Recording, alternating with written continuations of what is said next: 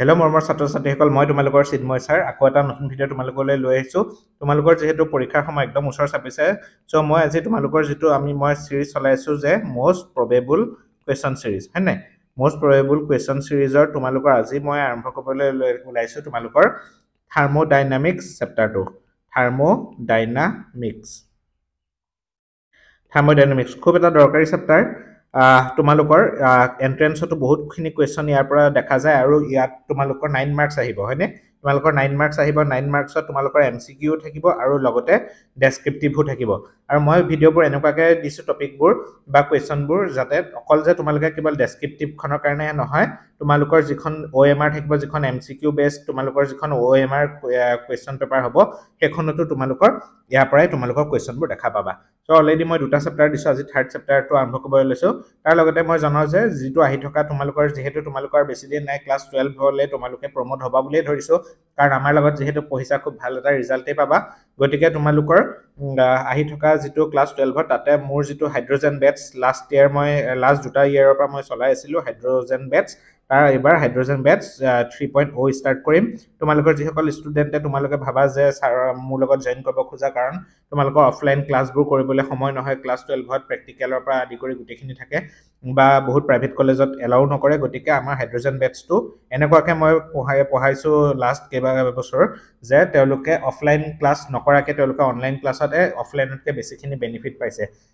প্ৰায় যোৱা বছৰটো 100 জনৰ ওপৰত ষ্টুডেন্ট আছিলে যাৰ ভিতৰত এবাৰ মই তেওঁলোকৰ ৰিজাল্ট যেটো এক্সপেক্ট কৰি আছো তেওঁলোকৰ যেনেকুৱা হৈছে তোমালোকৰ 80 জনৰ ওপৰতে তেওঁলোকে লেটাৰ মাৰ্ক পাবলৈ সক্ষম হ'ব গতিকে তোমালোকে জয়েন কৰিব পাৰিবা এপ্ৰিলৰ পৰা আমাৰ ক্লাছবোৰ ষ্টাৰ্ট হ'ব আৰু এটা খুব কম প্ৰাইচত 1999 মই তোমালোকক প্ৰাইচটো কৈ দিছো 1999 रुपीजত তোমালোকে কেমিষ্ট্ৰি কমপ্লিট একদম পুৰা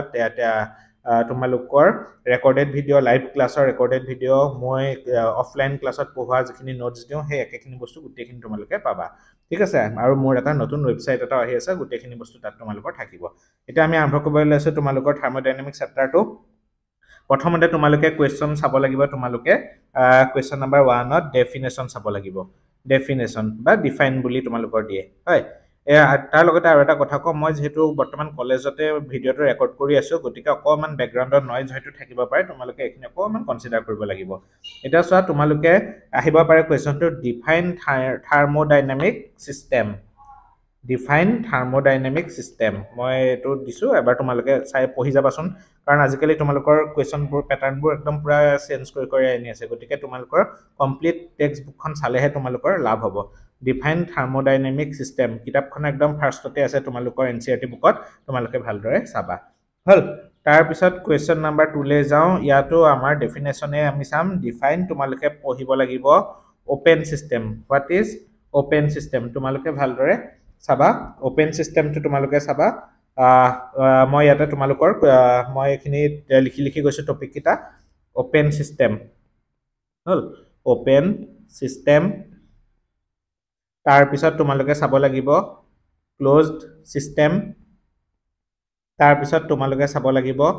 আইসোলেটেড সিস্টেম তাৰ পিছত তোমালোকে চাব লাগিব ৰিভাৰ্সিবল সিস্টেম বা ৰিভাৰ্সিবল প্ৰসেস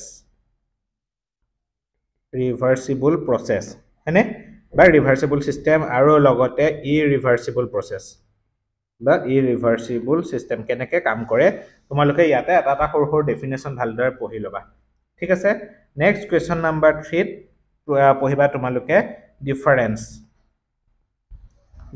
কিহৰ ডিফাৰেন্স বাৰু ঠিকে ভাবিছা তোমালোকে দুভাগ কৰি লবা লিখোতে নোটটো মোৰ কোৱেশ্চনখিনি মই যিকিন দিছো তোমালোকে হেমতে নোটটো বনাই যাবা পৰীক্ষাত তেতিয়াহে সহায় হ'ব তোমালোকৰ ডিফাৰেন্স তোমালোকে কি চাব লাগিব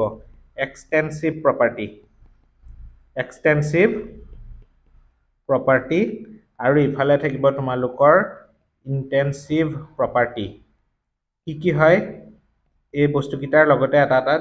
মানে এক্সাম্পল এক্সটেনসিভ প্ৰপাৰ্টিটো কি হয় চোৱা সদায় মাছৰ ওপৰত ডিপেন্ড কৰিব এক্সটেনসিভ প্ৰপাৰ্টি আৰু ইন্টেনসিভ প্ৰপাৰ্টি মাছৰ ওপৰত ডিপেন্ড নকৰে সো এক্সটেনসিভটো মাছ ডিপেন্ডেন্ট হয় সদায় মাছ ডিপেন্ডেন্ট মানে বস্তুটো এনেকুৱা চোৱা তোমালোকে নদীৰ পৰা এক গিলাস পানী উঠাই নিলা আৰু এক বালতি পানী উঠাই নিলা হল তোমাৰ সো পানীখিনি ভলিউমটো যদি আমি চাবলৈ যাওঁ গিলাসত থকা পানীখিনি ভলিউমটো অবিয়াসলি কি হ'ব কম হ'ব আৰু বালটিঙত থকা পানীখিনি বেছি হ'ব হেতু এক্সটেনসিভ ইন্টেনসিভত ধৰা নদীৰ পৰা আনা পানীখিনিৰ তোমাৰ যিটো ডেনসিটি হ'ব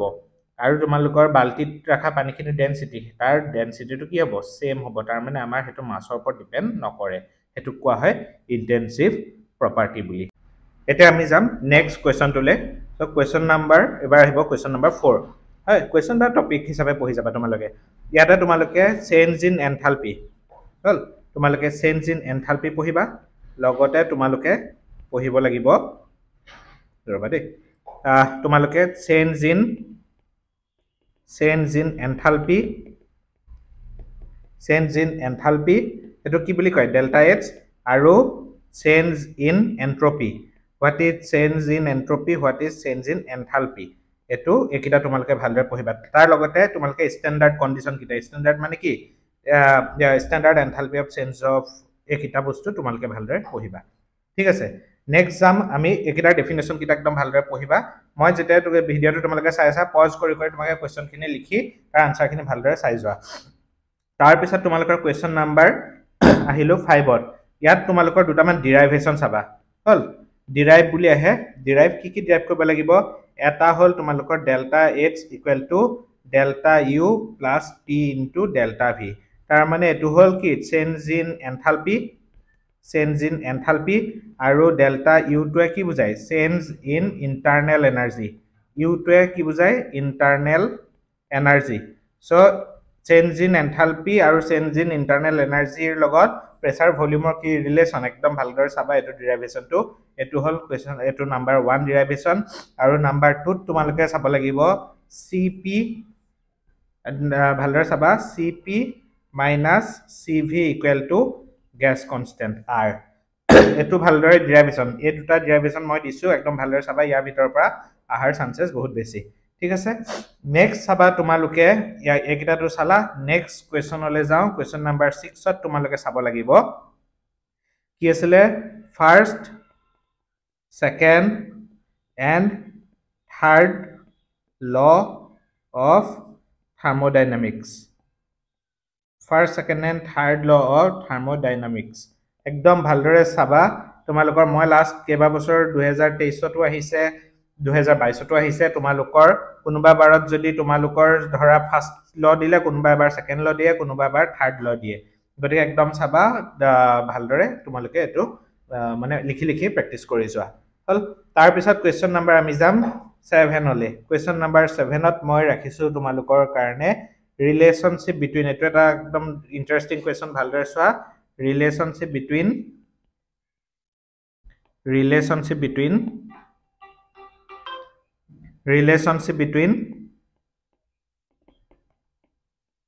relationship between তোমার enthalpy and disorderness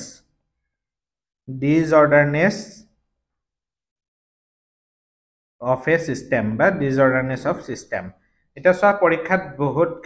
মানে এক্সাক্টলি বা কিছুমান কোৱেশ্চন পেপাৰ দেখা যায় ৰিলেশনশিপ বিটুইন এনথালপি এন্ড এন্ট্ৰপি কেতিয়াবা দেখা যায় ডিসঅৰ্ডাৰনেস অফ এ সিস্টেম এটা বহুত ষ্টুডেন্ট কনফিউজ হৈ যায় এটো কি দিলে ডিসঅৰ্ডাৰনেস তো কি হয় এটো বেলেগ একো নহয় ডিসঅৰ্ডাৰনেস মানে মনত ৰাখিবা এটো হৈছে এন্ট্ৰপি হল ৰিলেশনশিপ বিটুইন এনথালপি এন্ড এন্ট্ৰপি এই মাত্ৰ মই দেখাইছিলো এটা ৰিলেশন তোমালোকে ডেল মুঠতে এটো কি হয় এনথালপি H আৰু এটো হল এন্ট্ৰপি হল S ৰে বুজাই গতিকে তোমালোকে ভালদৰে এটো চাবা ঠিক আছে এবাৰ আহিম কোৱেশ্চন নাম্বাৰ 8 লে মই আনসাৰখিনি ইয়াত কোৱা নাই তোমালোকে ভালদৰে নিজে পঢ়িলে বস্তুখিনি গম পাবা তাৰ পিছত তোমালোকে চাবা দুটামান ডেফিনেশনটো এনেকুৱা ধৰণৰ তোমালোকে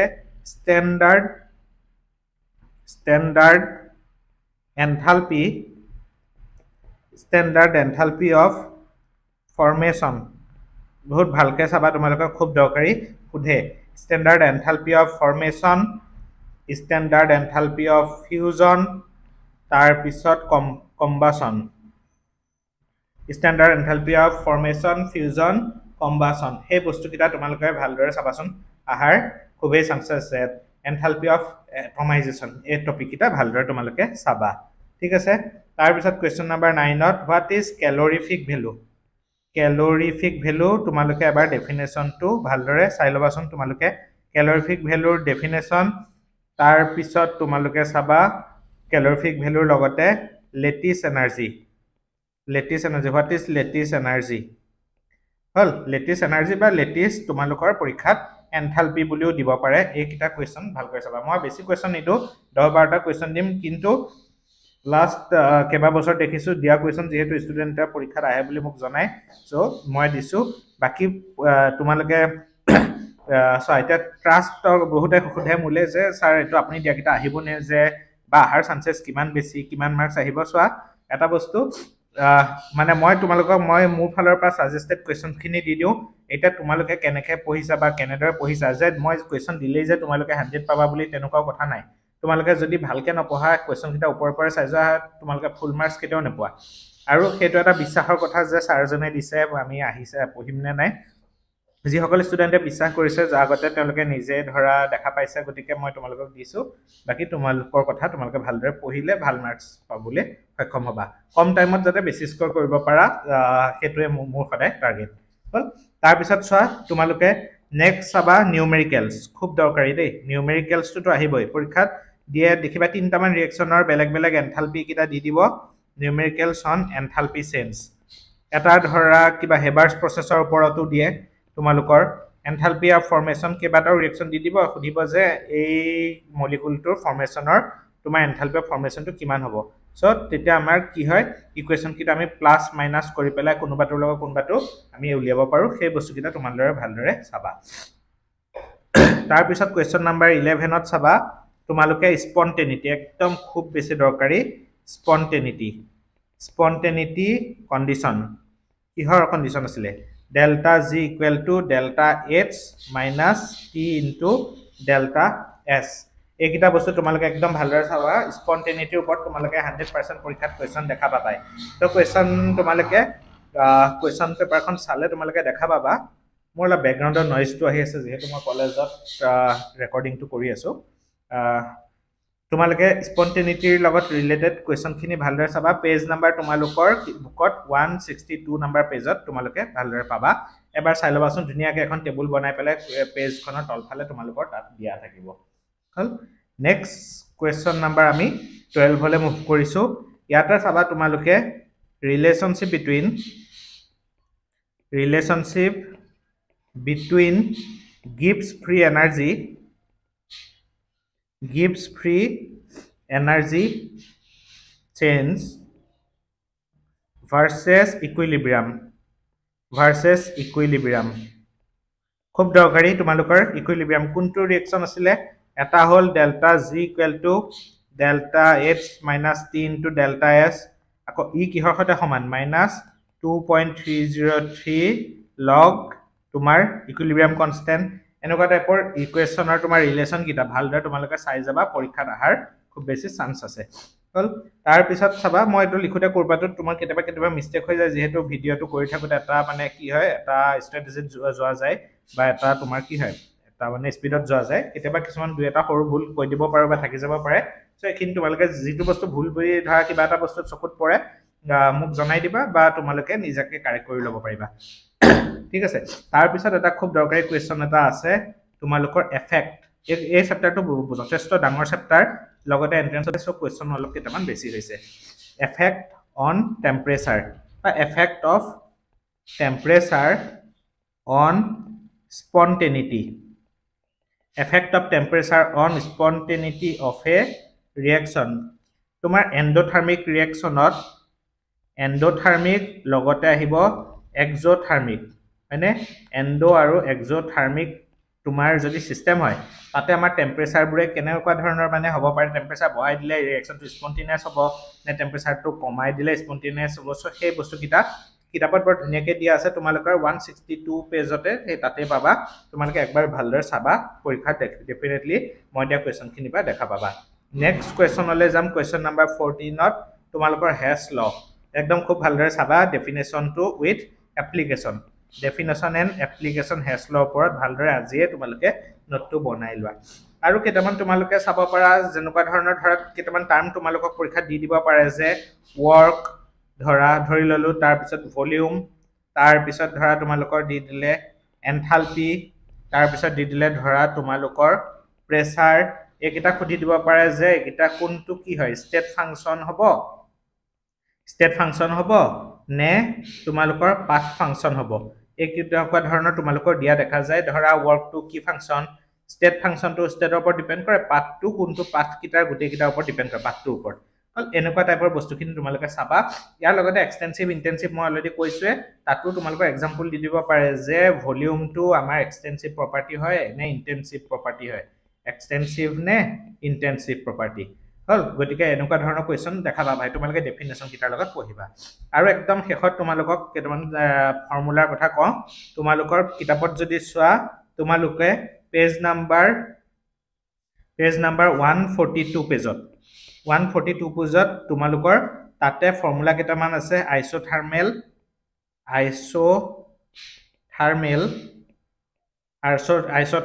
ৰিভাৰ্সিবল এক্সপানশন আৰু ইৰিভাৰ্সিবল এক্সপানশন ফৰ্মুলা কেইটামান আছে দুটা তিনটা ফৰ্মুলা তোমালোকে ভালদৰে হেতু চাবা আৰু এটা লাষ্ট এটা কওঁ তোমালোকৰ পেজ নাম্বাৰ 141ত আছে এটা প্লট আছে প্ৰেসাৰ ভাৰ্সেস তোমাৰ ভলিউমৰ এটা প্লট দিয়া আছে প্ৰেসাৰ ভাৰ্সেস ভলিউম এনেকুৱা হয় তোমালোকে হে প্লট কিটা এবাৰ চকু ফুৰাই যাবা বাকি এই 15টা কোৱেশ্চনে দিলে 15টাৰ ভিতৰতে তোমালোকক মই কৈছো নহয় ইয়াৰ বাহিৰৰ কোৱেশ্চন তোমালোকে পৰীক্ষা দেখা নেপোৱা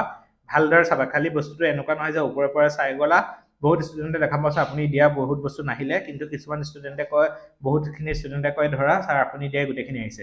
এতিয়া চোৱা খেতৱে পঢ়িছা কেনেকে তাৰ ওপৰত ডিপেন্ড কৰিব একেখন কোৱেশ্চন পেপাৰতে তোমাৰ লেটাৰ মাৰ্ক পায় 95 পোৱা ষ্টুডেন্টও আছে বা তোমালোকৰ পাস নকৰি থিওৰি পেপাৰখনত 15 পোৱা ষ্টুডেন্টও আছে সো প্ৰিপাৰেচন কেনেকে কৰিছা আমি দিয়া বস্তুখিনি টিচাৰজনে সদায় তোমালোকক কি দেখাব ৰাস্তাটো দেখাব ৰাস্তাটোত খোজ দিয়া দায়িত্ব তোমালোকৰ ঠিক আছে এতিয়া ভালদৰে পঢ়া শুনা কৰি থাকা বাকি চেপ্টাৰ কিটা অতি সোনকালে আহিব ঠিক আছে